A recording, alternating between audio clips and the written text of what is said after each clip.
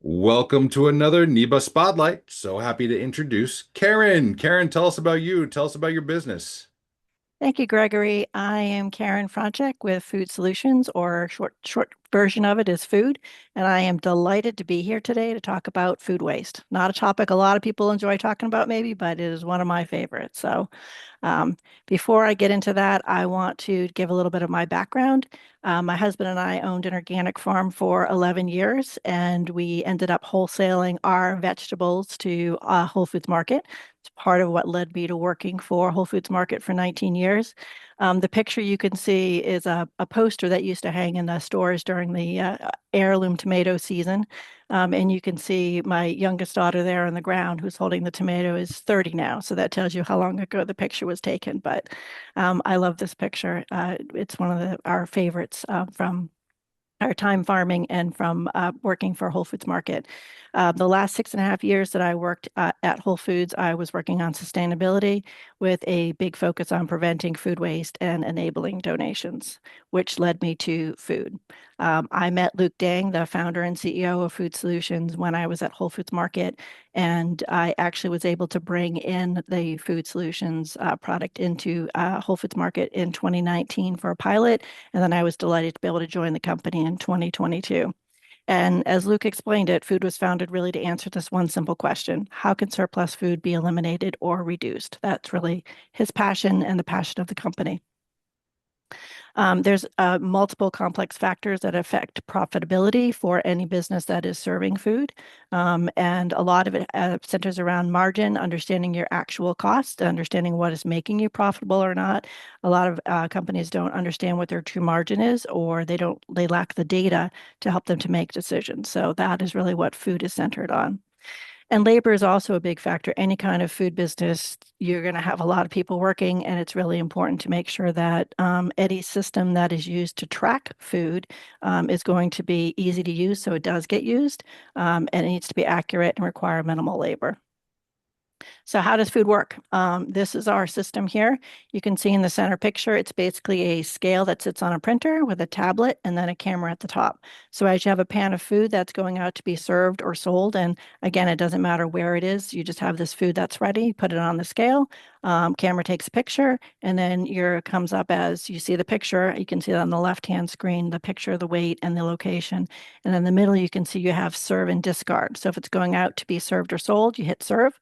And then the next picture over shows you a pan. You select the pan it's in so we can take the weight of the pan off the total weight of the food. And then you're done. And when it comes back off the floor or out of service, you put it back on. This is what you're discarding now. So the camera takes a picture, you push discard, you push the pan it's in now, and you're done. 6 seconds total for each of those actions. So 12 seconds, you have a complete record of the time and the date stamps. You know what it looked like when it went out, how much it weighed, what it looked like when it came back, and how much it weighed. And that allows you to tie it into what was actually either produced in the kitchen. Was it a recipe that was supposed to yield 10 pounds and it yielded 9 pounds, 12 pounds? What actually went out?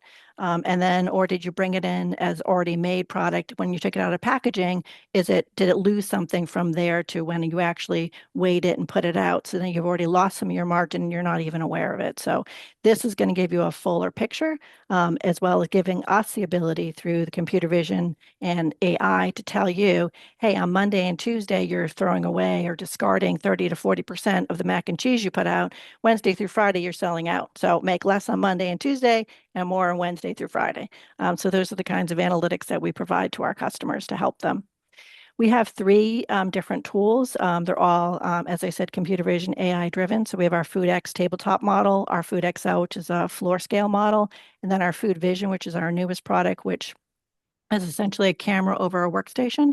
So you can see as sandwiches, salads, bowls, et cetera, are being made. It helps with ingredient accuracy as well as order accuracy if that is actually going to be then put into a delivery bag and delivered to a customer to make sure that all the items are correct. So that's really where we work. These are some of the numbers, and the one that always kind of catches my eye is the 1.8 billion pounds of food that food has analyzed. So, and of that, 350 million pounds have been waste. So, 1.8 billion pounds, I don't know about you, but to me, that's a huge number, and it's probably closer to 2 billion at this point. So it gives us a lot of understanding and knowledge in this area.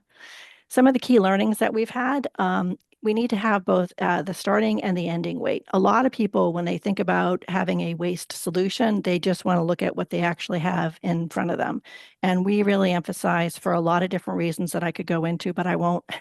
I'll just simplify to say if you know what you're starting with and what you're ending with, it gives you a fuller picture. We also need to make sure that the process is quick, again, so it actually gets used. And it needs to be used as close to 100% of the time as possible so that people actually we have all the data that we need. The quote on the left, I just really like. It's a category manager from a regional grocery chain in Minneapolis, and this is what we find with a lot of our customers is that he says we were in a position where we did not know what we didn't know, and that's what we find. People don't have the time or the ability to track, and they just don't know what they're missing, and so that's really what we provide for them. So where and how can this be used? Basically, anywhere food is prepared and served. We have different solutions for different environments, and you can see there's a list here of some of the places where we are or have been and will be in the future. And we just really emphasize that we are flexible and adaptable, and we want to know what you think your problem is, and we are going to help you to verify whether and validate whether that is actually your problem or not. We actually offer a free trial, 60 to 90-day trial, an ROI guarantee, because we really want to make sure that we're helping you with these areas to reduce food waste, to operate more efficiently, and make better decisions that are going to affect your profitability. The other part of what we do, which I've really emphasized lately, is we work with partners. We know that we are really good at what we do, but our data is just one piece of the overall food surplus puzzle. So we actively look to work with inventory management programs, with production planning, with forecasting. All of those are parts that businesses use, and we don't want to be one more program that they have to deal with and one more, stream of data. We want to try to combine with other data so that we actually provide a more comprehensive solution for our customers.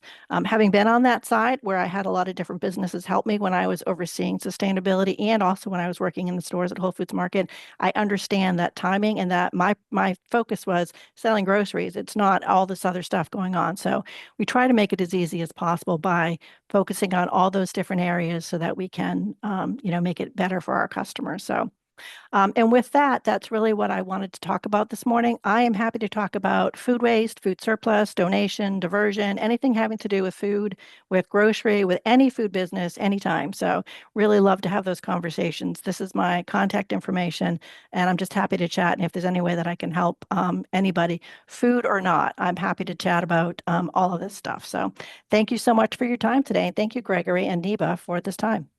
What an amazing, amazing business this is, and we look forward to supporting you, Karen. Thank you so much.